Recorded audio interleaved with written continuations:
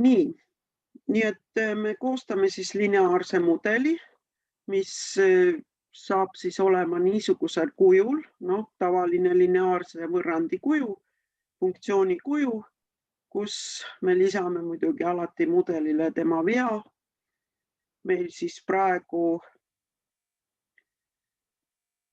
riigieksam on X-tunnus ja test on Y-tunnus. See tähendab, et me koostame mudeli, kus me siis riigieksami tulemuse põhjal püüame ennustada, missugune võiks olla testi tulemus. Ja seda tegevust nimetatakse prognoosimiseks.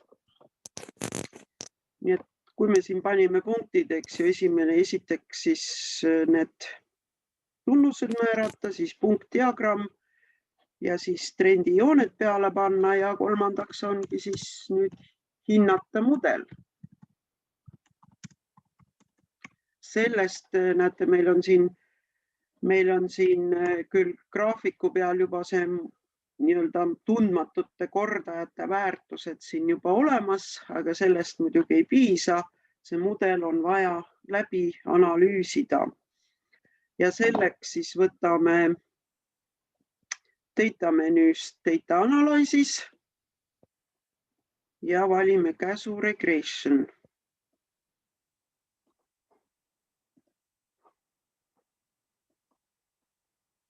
Nii, ja siin on nüüd täpselt öeldud siis, et Y-tunnus tuleb esimesse ritta panna selleks ja kindlasti võtke tulba nimega, siis seda lihtsam on pärast väljatrükki lugeda. Ja teise ritta siis X-tunnus, milleks on riigieksam, andmete veerg. Nii et kui plokid ikka on B1 ja A1 peale, siis läheb ka labels sisse. Siis valime output range ja paneme kursori siia tühja lahtri ning valime, näitame ühe tühja lahtri koha, millest alates võib siis väljatrükk tulla. Ning mudeli analüüsimiseks ongi vaja sisse panna need siin akna all servas olevad märkeruudukese kastid.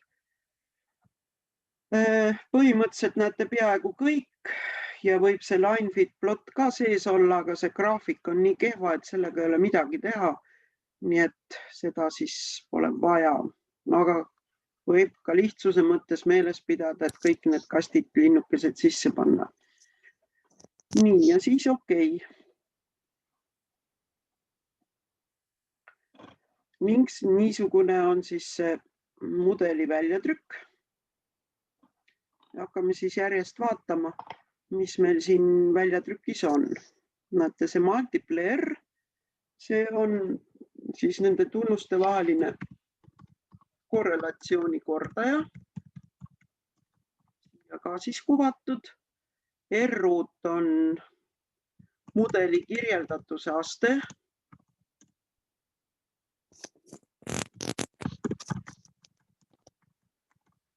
See tähendab praegu seda siis, et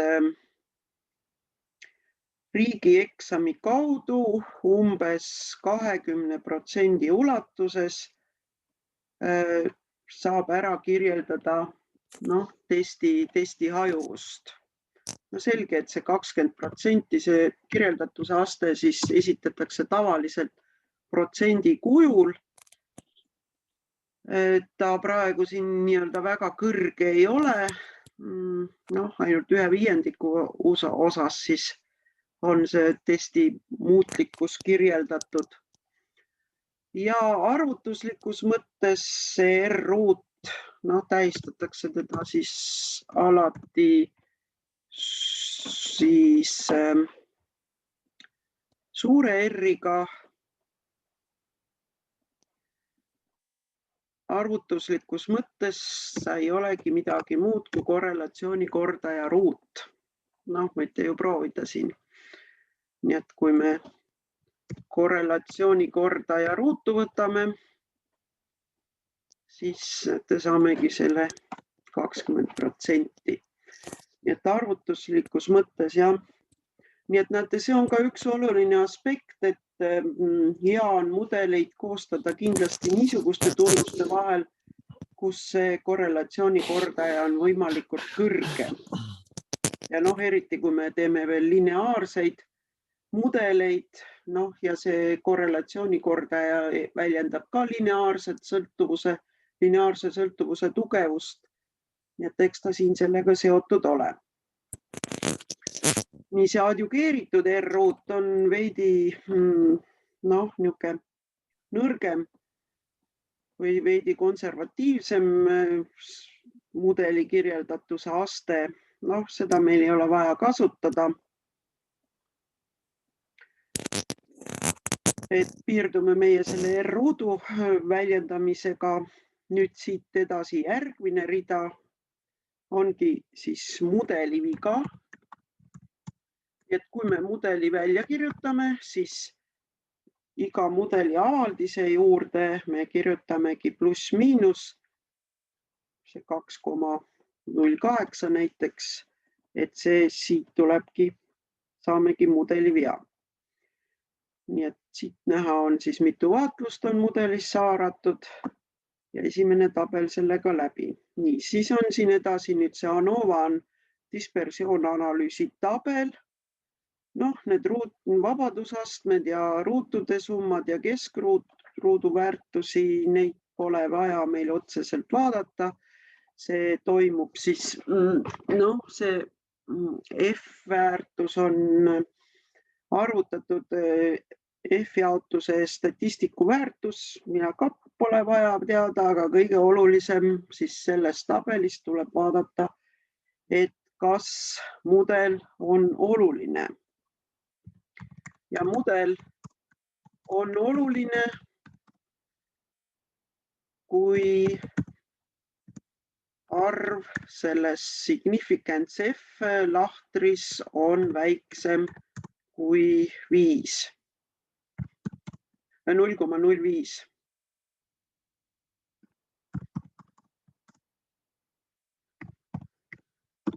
Nii et see tingimus peab olema alati täidetud.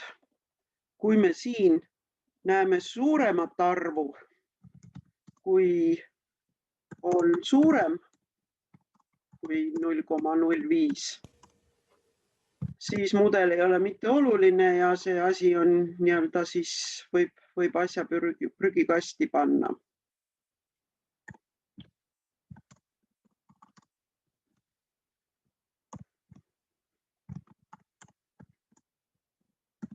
Nii et see on tegelikult siis võib-olla kõige esimene lahter või koht, kuhu siis vaadata. Siin sellel kohal tegelikult kontrollitakse ka ühte hüpoteesipaari. Võib-olla ma kirjutan siis need hüpoteesid korraga siia üles, et igal pool mingisugune test toimub, eks. Et siin H0 on mudel on konstantne. Missugune on konstantne mudel? Tähendab sellisel juhul see H0, kui sümbol kujul kirja panna, siis praegusel juhul siis ma panen üldkujuliselt, et Y võrdub müü ja mis tähistus on müü.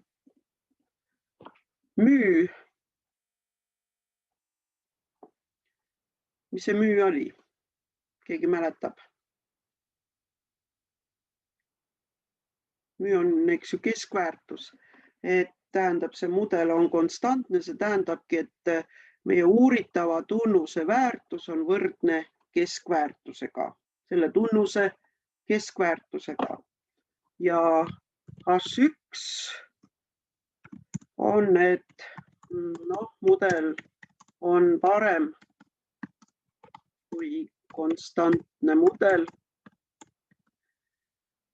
See tähendabki siis, et kõik mudelid, mis ei ole sellised, et praegu siis testi tulemus võrdub tema keskväärtusega, et kõik mudelid, ükskõik mis kujul nad on, ikkagi nad on paremad.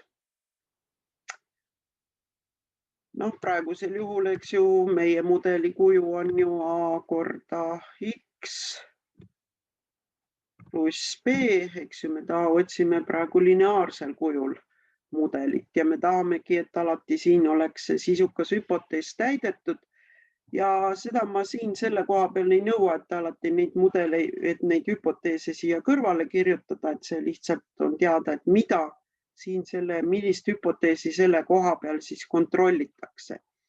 No kui vaadata korraks, missugune on, tähendab, missugune korraks siia punktiirjoone peale või siia scatterploti peale vaadata, siis kuidas võiks siis konstantne mudel välja näha siin sellel graafikul. Siin praegu ta on lineaarne joon.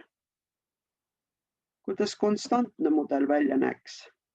Milline joon siis graafikule kuvatakse? Horisontaalne vist. Jah, täiesti horisontaalne joon, tähendab, isegi selle siia tõmmata. Et siis on see konstantne mudel, tähendab jah, et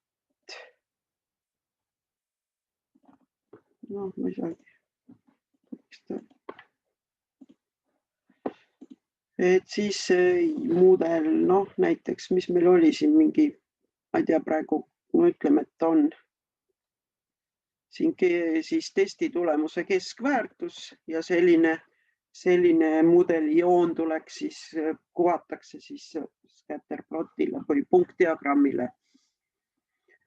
Nii, nüüd järgmine asi, kui mudel on oluline, siis ka mudelis olevad liikmed peavad olulised olema.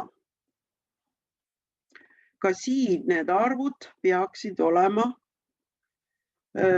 väiksemad kui 0,05.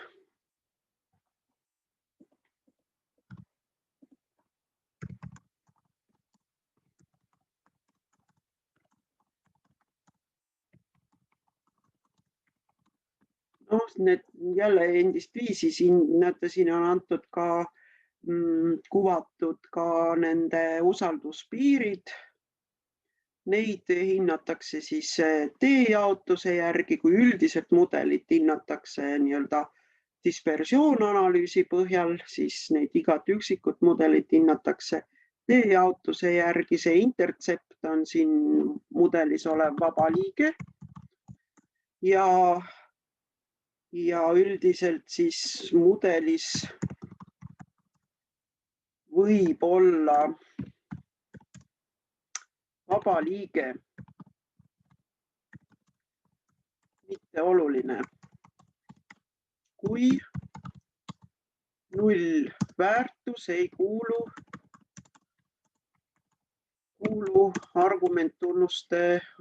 argumendi väärtuste hulka.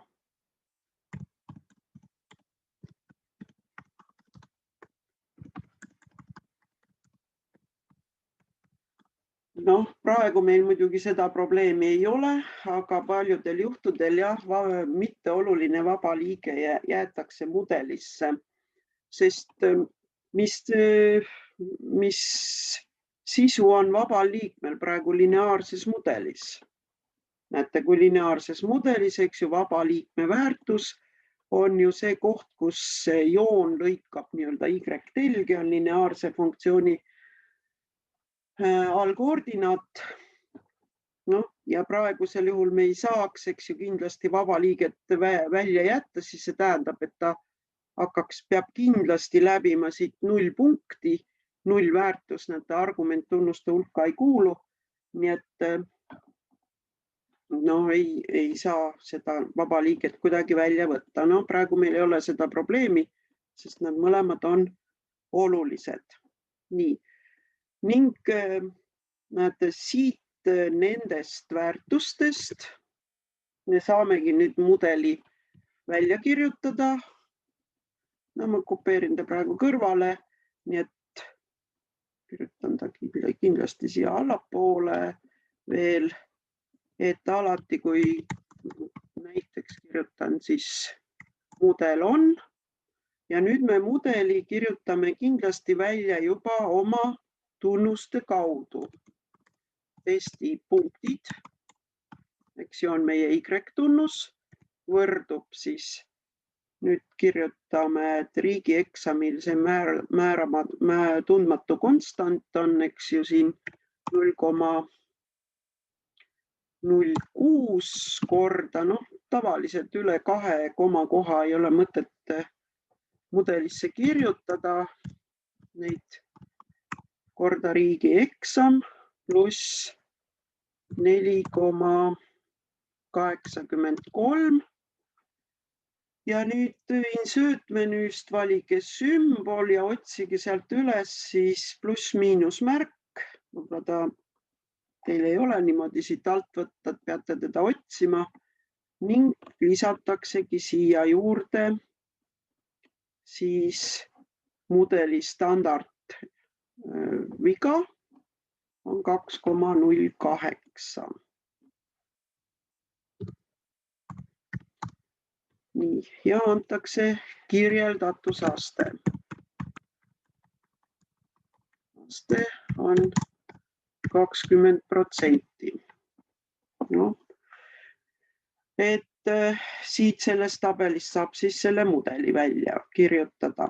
Kui sageli võib-olla alguses kohe, nii nagu me praegu kirjutasime, ei olegi mõttekas seda mudelit kohe välja kirjutada, vaid meil on vaja läbi viia mudeli jääkide analüüs. Nii, ja selleks esimene asi tähendab selles mudeli jääkide analüüsis on, et mudeli jäägid peavad olema sõltumatud. Nii, nüüd tekib küsimus, mis asi on see mudeli jääk? Nii, vaatame seda siin residual output'i pealt. Ehk nii, näete, kui me võtame esimese vaatluse, siis algselt esimeses vaatluses, näete, oli siis riigieksami väärtus 7 ja testipunktid olid 5. Nüüd mudeli järgi hinnati sellele 7 punkti riigieksami tulemuse põhjal mudeli järgi võiks testipunktid olla 5,2 ja näete, siit siis tekibki erinevus, et nii-öelda jääk tekib, kui sellest 5 lahutatakse see 5,2 ja saadakse siis negatiivne jääk ning see siis standardiseeritakse siis. Nii et võtame teise veel, järgmine 8 punkti peal, järgmine meil on ikka, eks ju, testi tulemusele nii-öelda 8, vastaks ikkagi see 5, siit siis edasi ja nii edasi. Võib-olla ma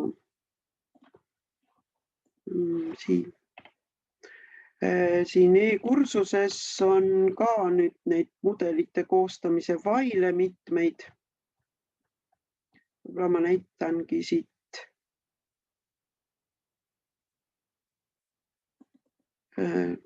Kus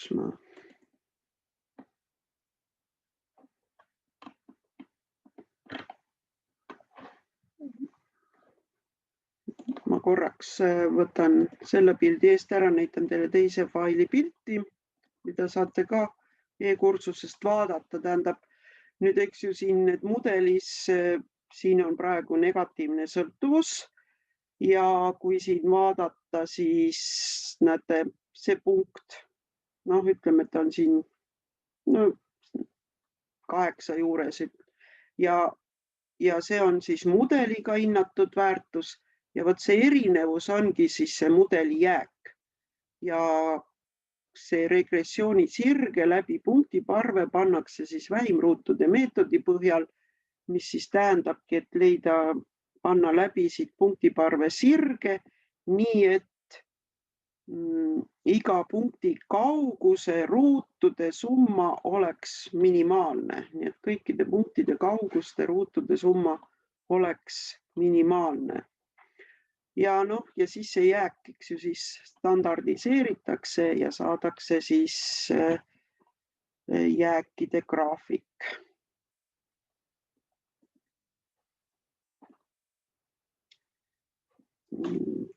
Siis on see pilt. Nii et jah, iga vaatluse korral siin siis ongi 1, 2, 3, eks ju, siis siit saab, kui suur väärtus talle nii-öelda mudeli järgi arvutatakse, siis leitakse see jääkide vahe ning meie kasutame oma nii-öelda analüüsis seda standardiseeritud jääkide veergu. Kas keegi mäletab, kuidas see standardiseerimise valem oli? Nii-öelda X-ist igast väärtusest lahutatakse X-i keskväärtus ja see kõik jagatakse siis standardhälbega. Standardhälbe on lihtsalt S, jagatakse standardhälbega ja niimoodi need standardiseeritakse ning see tulp, mis siin on, praegu need jäägid ongi nendest jääkidest moodustatud niisugune graafik. Ning need jäägid on nüüd sõltumatud, kui nii-öelda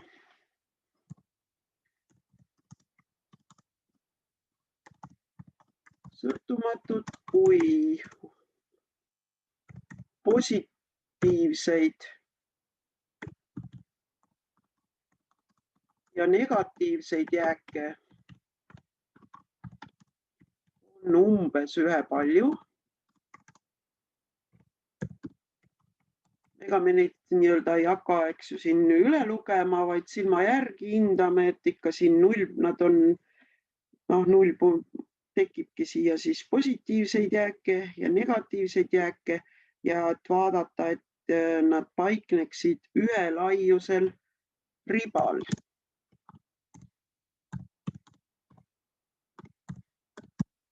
Nullpunktist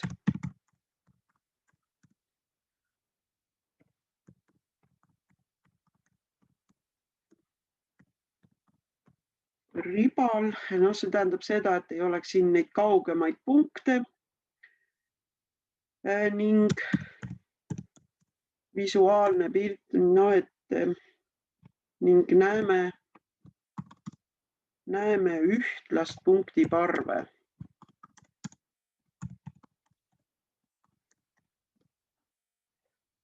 Lihtsalt ongi selline ühtlane, et see on peaaegu ideaalne pilt ühtlase punktiparve jaoks. Nii et kui näeme punktiparvest kaugemaid punkte, siis see on vaatlus, mis ei sobi mudelisse.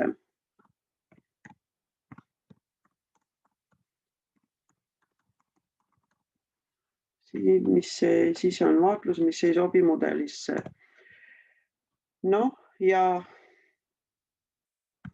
kui selle, mitte kui võib-olla siis, et sellisel vaatlusel ilmselt jääk on suurem kui +–3, siis selle vaatluse võime andmetest eemaldada.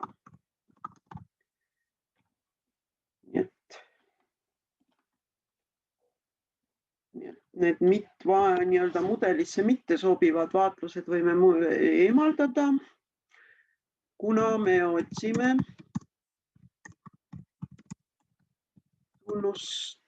tunnuste vahel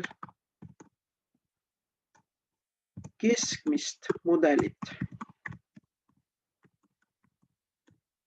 Keskmist mudelit või keskmist seost, eks ju, sellist Noh, hetkel muidugi on näha, et see punktide arv on ilus ühtlane.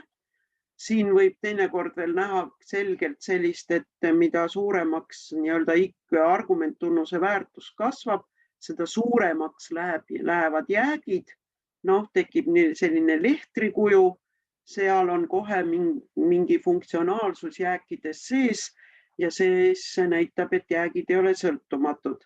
Või teiseks võib teinekord olla ka niisugune kaarekujuline siin nendel jääkidel, et nii-öelda andmete alguses ja lõpus näiteks on kõik positiivsed jäägid, aga keskmises alas negatiivsed jäägid või siis vastupidi, tekib selline kaarekuju, mis näitab ka, et andmetes on mingi funktsionaalsus sees, et see näitab, et peab mingeid teisi, ehk siis neid lineariseeruvaid funktsioone kasutama. Nii et praegu, mis te ütlete siis selle jutu peale kõik, kas meil need jäägid on sõltumatud?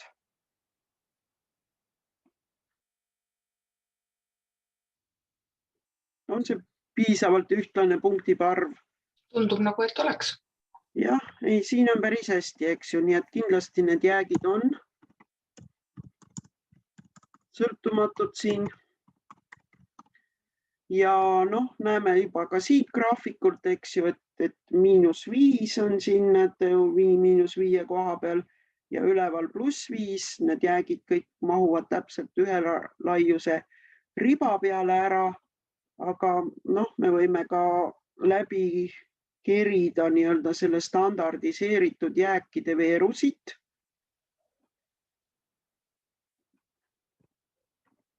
Nüüd mul läks jamaks.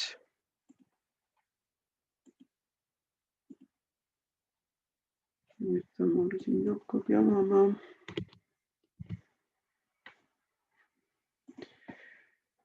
Ja siit siis vaadata. Näete siin 2, eks ju. Mõni kirjandus isegi ütleb, et 2 jääk 2 suurem kui 2, +/- 2 on juba, need on 2,5 siin ka. Üks suurem väärtus. Aga me nii rangeks ei lähe, piisab sellest 3 küll ja siin 2,2. Nii et seda vergu me siis vaatame ja otsime siit neid vaatlusi, kui neid on nii-öelda mudelisse mitte sobivaid vaatlusi, nii et praegu neid muidugi ei ole.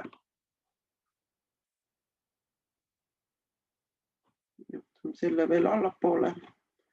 Nii, nüüd teises graafikus 2 punkti, mis siis on mudeli jääkide analüüsi juurde kuulub. Nüüd on kas mudeli jäägid lähenevad normaaljaotusele. Nii, siis me sellel graafikul, mis on normal probability plot, mis eesti keeles on tõenäosuspaber, me peaksime siin nägema lineaarset joont.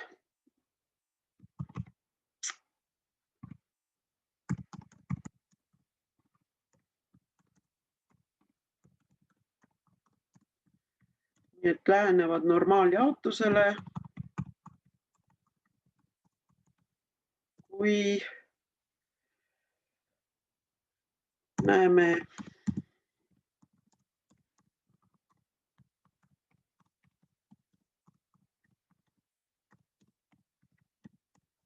kas see joon on praegu lineaarne või mitte, tähendab, siin võib seda et ta hakkab siit alt nurgast ja läheb sinna üles nurka. Selle vaatamise nii-öelda lihtsustamiseks võib ka veel panna, näete praegu see minimaalne väärtus vist algab mitte 0-st, vaid algab 2-st. Võib X-telge vormindada ja teine häda on võib-olla see, et see X-telg, Y-telge vormindada, et algab 2-st ja X-telge vormindada, et ta lõpeb 100-ga. Ja siis praegu isegi näete natuke segab see, et võiks, eks ju, kuni 15-ni need testipunktid on, ei lähe mitte meil 17-ni, vaid lähevad 15-ni maksimum ja kui siia peale panna nii et nüüd aktiveerida see väärtuste ala, siis joon peaks minema algama altnurgast ja minema üles nurka. Nii et praegusel juhul näeme, et ta kenasti läheb. Kuna testipunktid alguses tähendab neid väga väikeseid väärtuseid ja väga suuri väärtuseid on vähe, siis see tundub, et nagu oleks jõnks, et kui siin need ka kriipsud oleksid, eks ju, pikemad, siis see lineaarsus on siin täiesti kenasti olemas. Nii et jäägid lähenevad normaaljaotusele, võib siin kindlalt öelda.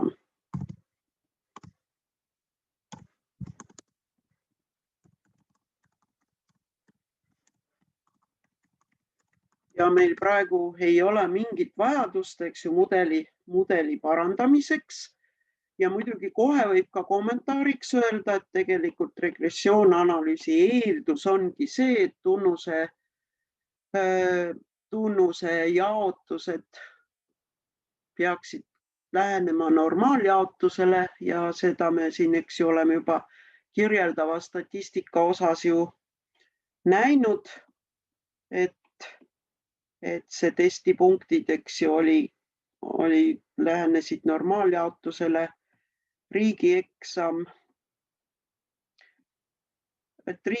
oli, eks ju, ka isegi testi järgi, et lähenes normaaljaotusele, aga testipunktid siin vist oli testi järgi, et ta ei lähene, aga nende muude parameetrite kaudsete meetodite põhjal võis küll öelda, et ta läheneb normaaljaotusele ja siit tulenevalt siis kohe ka need mudeli jäägid on üldiselt siis korras.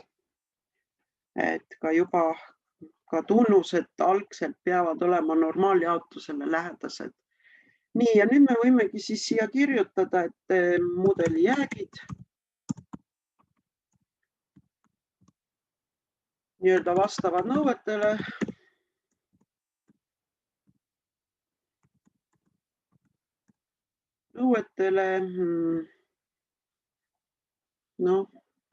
Jäägid on sõltumatud ja lähenevad normaaljaotusele.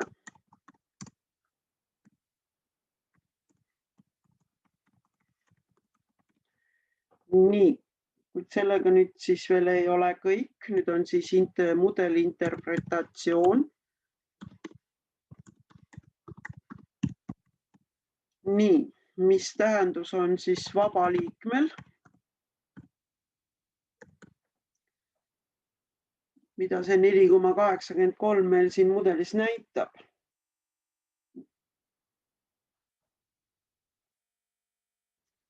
Ühelt poolt ta näitab kindlasti seda, et kui riigieksami väärtus oleks 0, siis testipunktid on 4,83, et selle mudeli järgi nii-öelda testiväärtused üldse algavadki nii-öelda minimaalne siis testi tulemus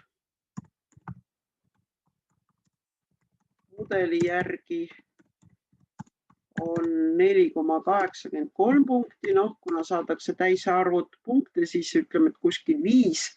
Nii et näete, siit võib-olla avaldubki ka see madal kirjeldatuse aste, eks ju, selle mudeli järgi nii-öelda ei olegi võimalik madalamat punkti saada kui 5 punkti, eks ju. Aga siis vea piires, näete, me saame siis ka nii-öelda 3. Nii et päris 2 punkti selle mudeli järgi nagu ei saagi. Aga teiseks me ei ole praegu vaadanud ka, meil ei olegi, eks ju, siin 2 vist ikkagi on, eks ju, mudeli järgi, tähendab andmetes on 2 olemas. Nii, aga mis on siis kordaja tähendus?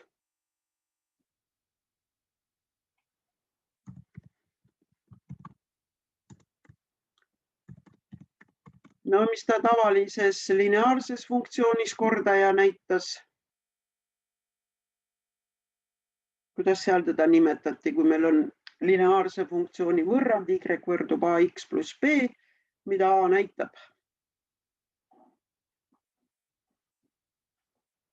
Kuidas teda nimetati seal? Keegi oskab öelda? Kui palju muutub see, kui see suureb mingi võrra? Jah, see on eks ju see sirge tõus, eks ta siingi ole, et tähendab, et kui riigieksami väärtus suureneb 1 punkti võrra, siis testi tulemus suureneb 0,06 korda, eks. Eks ta näitab siingi siis, kui kiirelt nii-öelda mudeli järgi siis see testipunktid kasvavad. Ja nüüd siis prognoosid.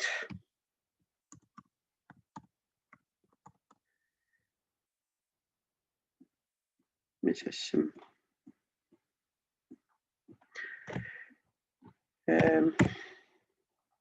Nii, selle mudeli järgi tähendab see prognoosimine, tähendab siin ikkagi seda, et me saame mudeliga, tähendab riigieksami väärtuste vahemikus arvutada siis, missugused võiksid siis testipunktid olla. See tähendab, et me peame kõigepealt välja selgitama riigieksami väärtuste vahemiku, nii-öelda minimaalne, maksimaalne väärtus, mis meil siin on. No mul vist on praegu sellises heas seisus, me ei pea funktsiooniga hakkama otsima, et meil on andmed siin riigieksami järgi sorteeritud. Nii et 7 kuni siis 97-ni.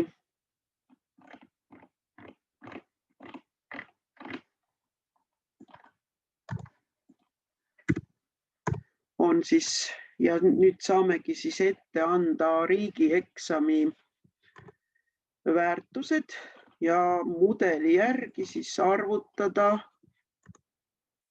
Ta nüüd teeb siis.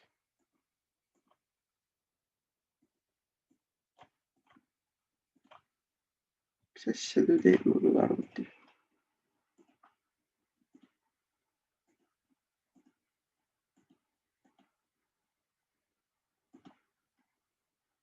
Riigieksami järgi siis arvutada mudeli järgi, millised võiksid tulla siis testipunktid.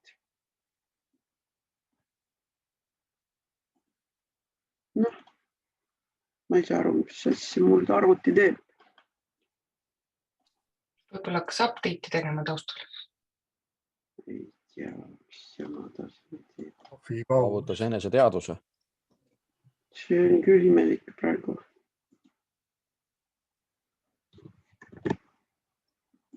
No. Mis ei midagi teha. Võib-olla ära salvestada korraks kinni panna ja uuesti lahti teha. No, ma ei saa isegi kinni panna mitte. Midagi taustal mingisugune toiming käib.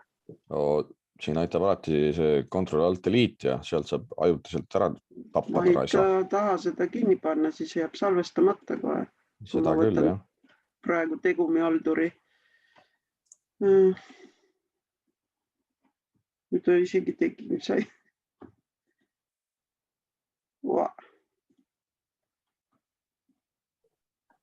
Ja panigi kinni. Siin on selles Excelis võib-olla ka mingi probleem, sest et siis, kui ma kodutöödki tegin, siis mul hangus ka vahepeal. Vanasti Excel läks hulga rohkem, palju sagedamini jooksis kinni, nüüd ta enam tavaliselt niimoodi ei käitu. Mingi probleem ikkagi veel on siis.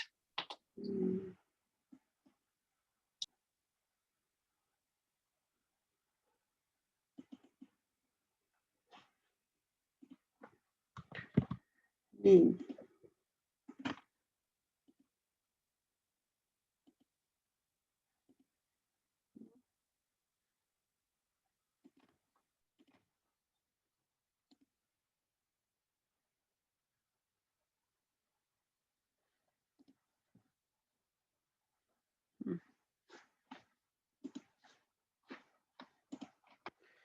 On jama, et ta ei võta seda siia. Et jagamise aknasse.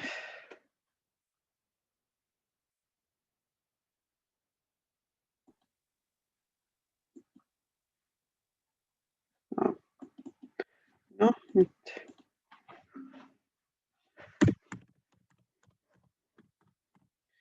Nii et me võime nüüd anda suvalised väärtused siit riigieksami nii-öelda selle mudeliga hinnatud vahemikust, no mis arvud teile meeldivad, ükskõik, öelge teie ka mõned väärtused.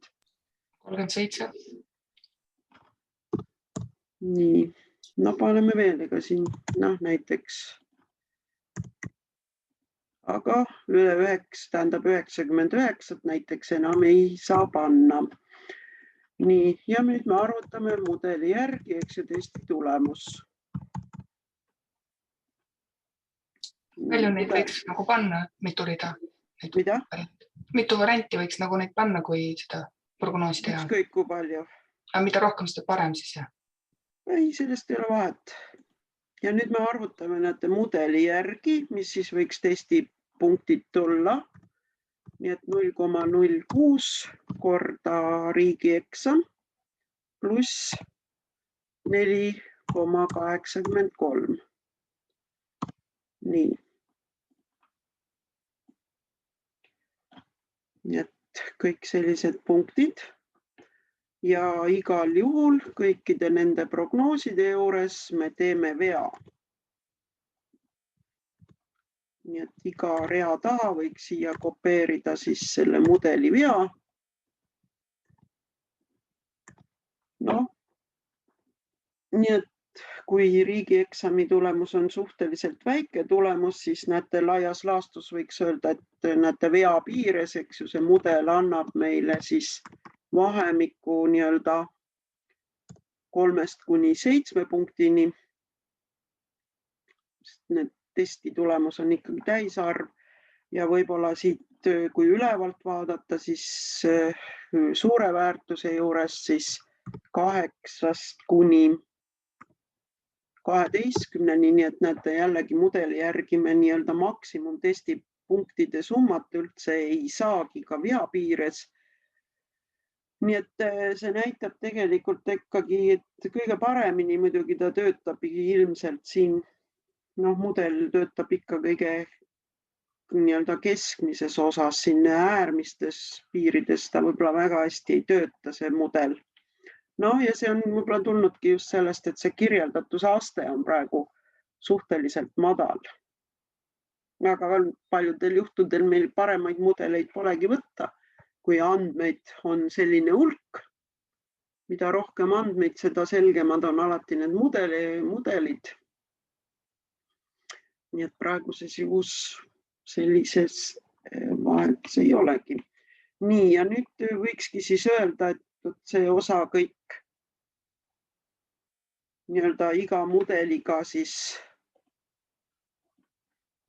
nii-öelda kokkuvõtte mudeli analüüsist, iga mudeli lõpus, siis tuleks muidugi alati esitada mudel koos kirjeldatusastmega, öelda siis, et need jäägid lääneksid, kas nad läänevad või mitte, hinnata mudeli jääkide vastavust ning lineaarsed mudelid on muidugi võimalik interpreteerida, võib-olla neid lineaariseeruvaid funktsioone, nende interpreteerimine on raskem ning arvutada siis ka mõned prognoosid. Neid võib ka vähem olla, võib ka rohkem olla mudeli järgi, mis siis võiks siis tulla. Nii et võt niisugune on üks lineaarse mudeli analüüs. Praegusel juhul ta läks meil nii-öelda selliselt nii-öelda standardi järgi ja kulus praegu rohkem aega. Et me teadsime praegu, et need mõlemad tunnused, mis on arvulist tüüpi kindlasti, peab lineaarses mudelis olema, kindlasti uuritav tunnus just eriti peab olema arvulist tüüpi. Argumenttunnus võib ka mittearvulist tüüpi olla, aga ikkagi sellises arvulises tähenduses. Nii, ja nüüd ma siis, ja et nad on siin just normaaljaotusele lähedased, siis need mudeli jäägid üldiselt on kohe ka korras. Nüüd võib-olla teeme siis järgmise mudeli ja just hakkame jälle peale siis nüüd korrelatsioonimaatriksist. Nii et näete, seda korrelatsioonimaatriksit on meil mudelite koostamise alustamiseks alati vaja vaadata, nii et kui nimetagegi see tööleht ka korrelatsiooniks, siis leiab alati selle lehe kiirelt üles. Nii, me tegime siit, näete siis, eks ju, selles andmestikus näeme, et need seosed on nagu nii suhteliselt nõrgad. Nii, no ja nüüd, kui me nüüd tahaksime mingit teist kahte tunnuse paari nüüd siit välja valida, pakkuge ise, millise tunnuse paari me võiksime võtta. Nüüd näete, et tegelikult eks ju mudelid, kirjeldatuse astmed tulevad seda kõrgemalt, kui tunnuste vahel on tugevamad seosed.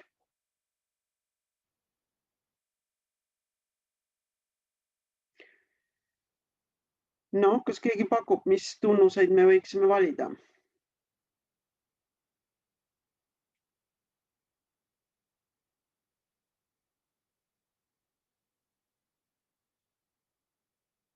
No keegi ei paku midagi. Tähendab, näete, võtame selle kõige kõrgema seose siin, kõige tugevama seose. Ja sisuliselt räägin nagu iseendale vastu praegu, et ütlesin just, et regressioonimudelis peavad need tunnused olema arvulist tüüpi. Mis tüüpi on meil algebra ja füüsika? Me diskretiseerisime ära. Me ei diskretiseerinud, me kodeeridsime. Nad on ju tegelikult meil määratud, näete, järjestustüüpi tunnusteks, eks, ja järjestustüüpi tunnuseks ju tavaliselt on ju mittearvulist tüüpi, aga kuna see hindes, eks ju, ta on järjestustüüpi tunnuse erand, keskmise arvutamine on täiesti nii-öelda aktsepteeritud väärtus ning seetõttu me võimegi võtta ka praegu need mõlemad tunnused, need hinded ja koostada nende jaoks siis mudeli. Nii et see koolihinne, eks ju, on siin järjestustüüpi erand ja seda võib siis muidugi nii argumenttunnuseks kui ka uuritavaks tunnuseks siis võtta. Nii et näete, kopeerime siis see algebra 1 ja algebra ja füüsika 1, need tunnused nüüd uuele lehele. Nii. Nüüd jätkegi see märgendus peale, sorteerime siis kõigepealt need andmed, kasutame kohandatud sortimist. No, võtame kõigepealt füüsika, sest füüsikas on siin rohkem neid tühju lahtreid. Nii et näete, me läheb lausa nii palju andmeid siis siit välja. Nii et rea. Miks ta ei kustutanud?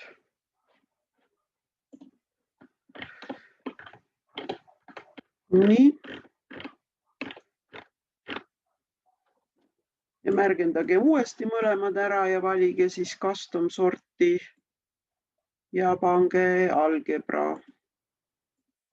Ning siis veel mõned andmeread võib ära kustutada. No tavaline võib ka lihtsalt tavalist kustutamist. Nii et nüüd näete, jäi järgi 134 andmerida teil, jah? Peale kustutamist. Jäi teil ka? Jäi teil ka? Jah. Nii. kumb nendest tunnustest nüüd võiks olla X tunnus?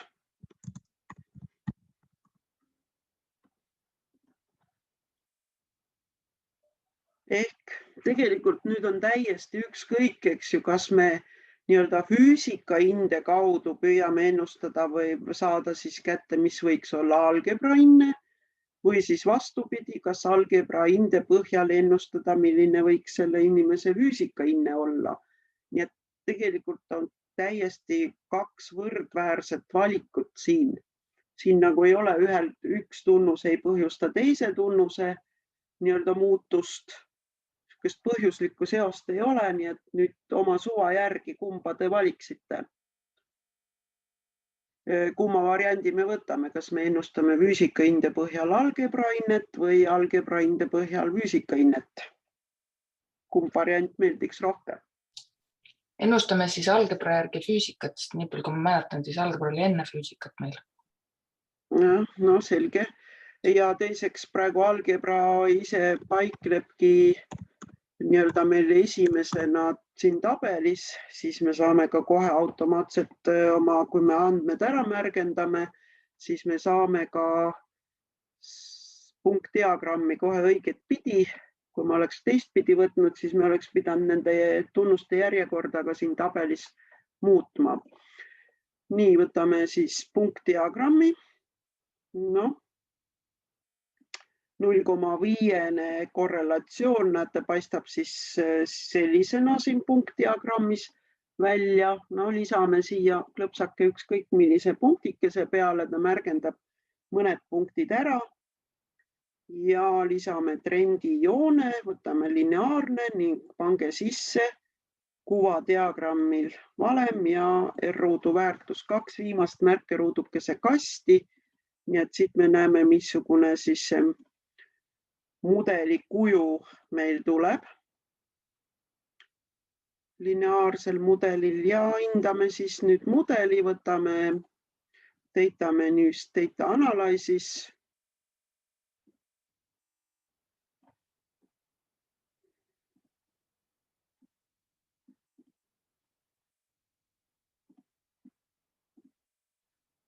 Ja regressioon. No, me osutame siis need füüsikainded Y-tunnuseks ja algebrainded X-tunnuseks. Nii, labels on, eks ju, meil juba sees ja näitame ära siis väljatrüki koha, nii et need linnukesed siin all jäävad siis ka kõik sisse.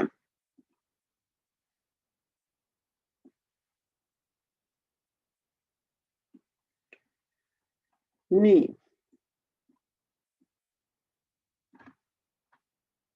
Huvitav, miks ta ja 52 on ikka, jah.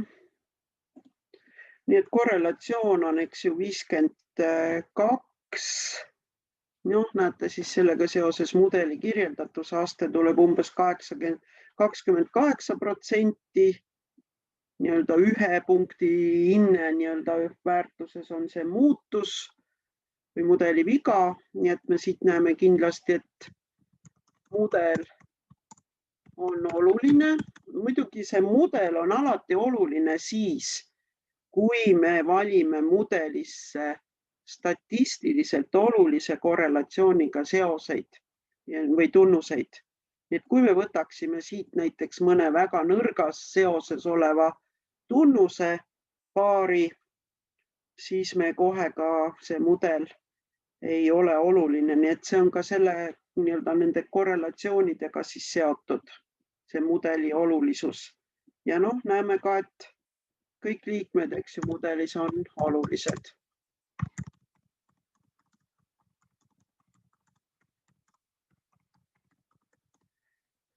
Nii. No mida vigade kohta nüüd mudeli jääkide kohta ütelda?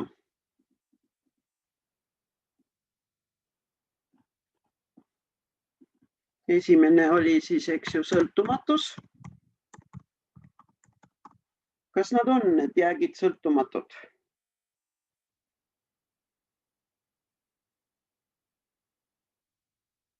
No mis te arvate?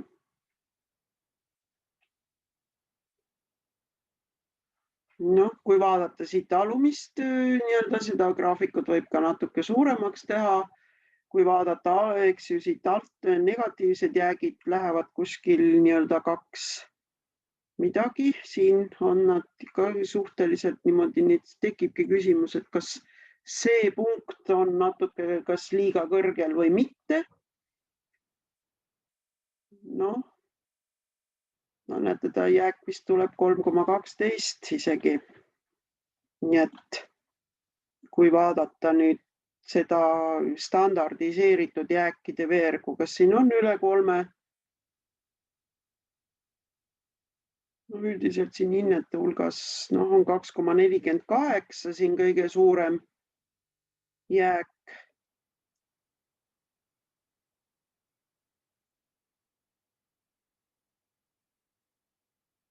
No ilmselt ei ole, nii et 2,48, eks ju, siit ta paistab nagu oleks laiem siit väljas, nii et ja kuna, eks ju, on nüüd sellised, ongi 0, 1, 2, 3, 4, 5, eks ju, väärtused mõlemal tunnusel, siis tekibki selline, nii-öelda tekivadki siia need tulbad, nii et seda võib siin hinnata praegu küll, et on sõltumatud. Nii, ja kas jäägid lähenevad normaaljaotusele?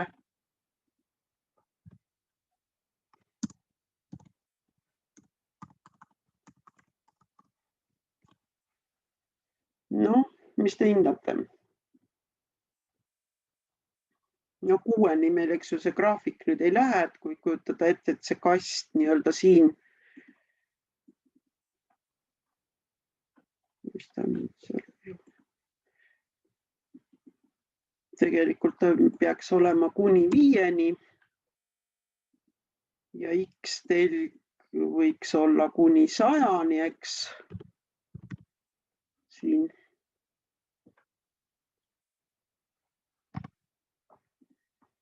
Ja kui siis panna peale, näete, et siis kenasti, üldiselt see joon ongi lineaarne, nii et lähenevad. See oli juba ette teada ka muidugi, et siin mudelis nii-öelda nende jääkidega mingit probleemi ei ole, sest muutumisvahemik väärtustel on siin kaunis väike ja nad mõlemad nii enam-vähem muutuvad ühtemoodi. Nii et kirjutame siit siis selle mudeli välja. Nii, mudel on füüsika võrdub siis 0,6 korda algebra pluss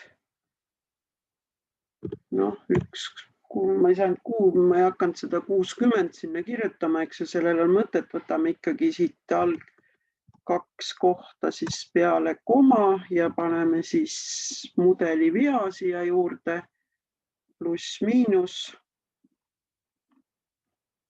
1,26. Kirjeldatuse aste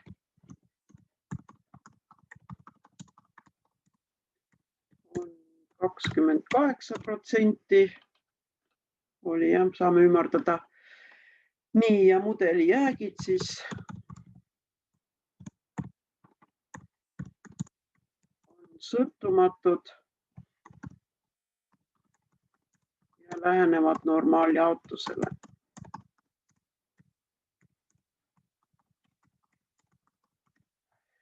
Nii, interpretatsioon siis.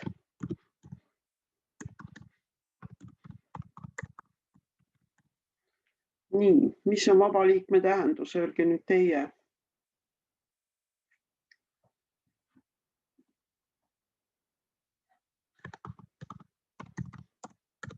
Mida vaba liige näitab?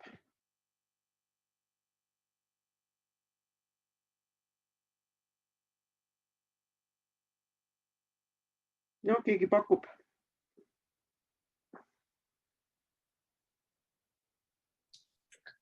see on siis väiksem algebra.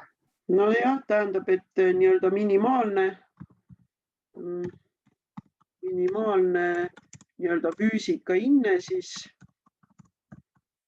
hinnemudeli järgi saab olla 1,27 küll komaga, eks, aga reaalselt siis 1, mis vastab siis hindele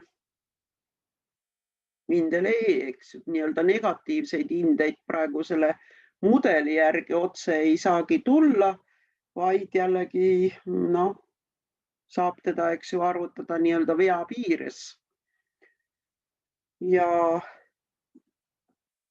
Ja kordaja tähendus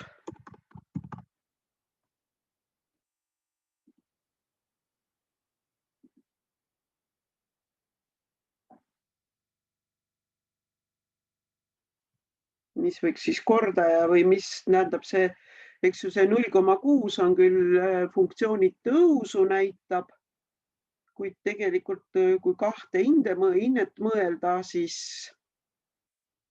milline see füüsika hinne siis algebra hinde suhtes on?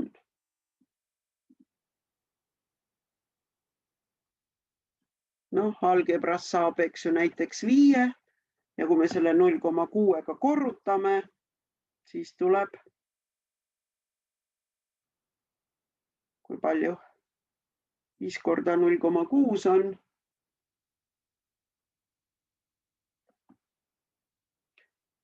Ehk näitabki, näete, nende vahe, tähendab, me saame öelda praegu, et algebra hinne on füüsika hindest 0,6 korda suurem, eks, laias laastus siin praegu. On ju? Nii et kui algebra oleks 5, siis füüsika saaks ju 5 korda 0,6 läheb ju väiksemaks, nii et on koguni 3, nii et ja siis siia lisandub see vabaliige, nii et praegu annab ta sellise seose laias laastus, et alati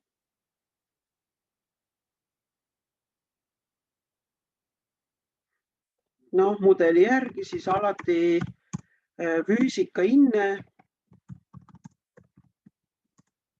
on algebrast madalam. Või jah, võib teisiti öelda, et kui algebra hinne suureneb ühe nii-öelda hinde võrra,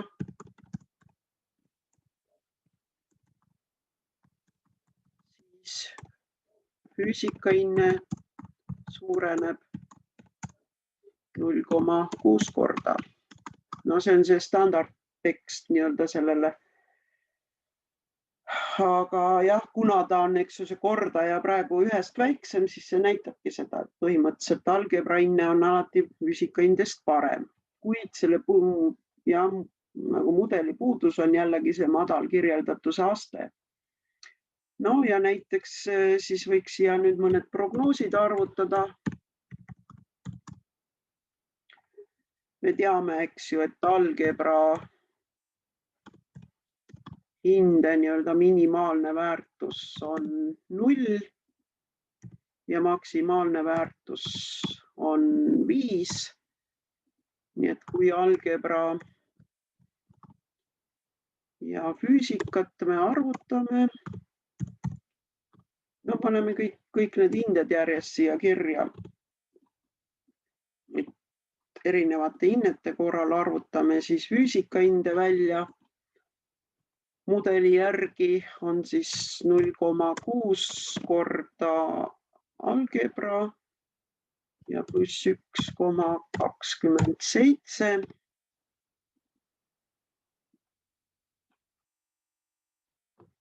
Nii, ja me teeme siis kõikide nende prognooside arvutamise juures vea.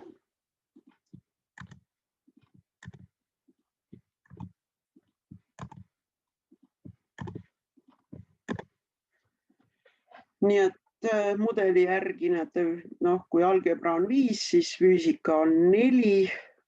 Kui algebra on 0, siis siin all selle väärtuse nii-öelda väikese väärtuse juures tuleb, et füüsika on isegi parem hinne. Eks ju siin hakkab siis mudeli järgi, et paremate hinnete korral jällegi füüsika on just madalam. Tänu vaba liikmele, eks ju siis.